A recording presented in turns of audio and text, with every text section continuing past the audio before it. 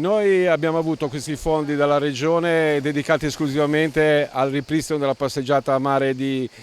Ponente, in quanto come l'amministrazione, anche l'ufficio tecnico, ha inteso dare caratteristiche di priorità in quanto questa zona portava a una situazione di interdizione a due attività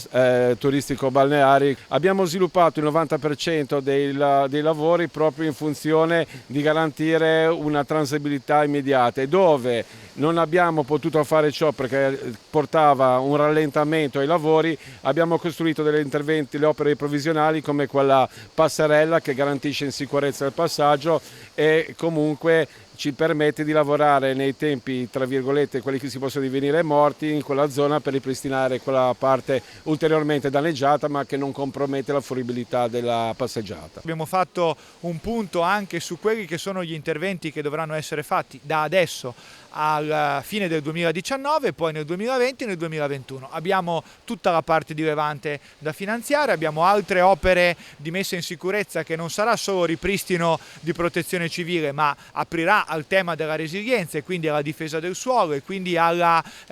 prevenzione del rischio in una frazione turistica fondamentale per la Liguria come quella di Zoagli, che è tanto bella quanto fragile. Stiamo provvedendo per quanto di nostra competenza per svolgere tutte quelle procedure atte, idonee e finalizzate a consentire appunto al Comune di Zoagli di poter definire prima possibile i problemi legati all'evento della mareggiata dello scorso anno,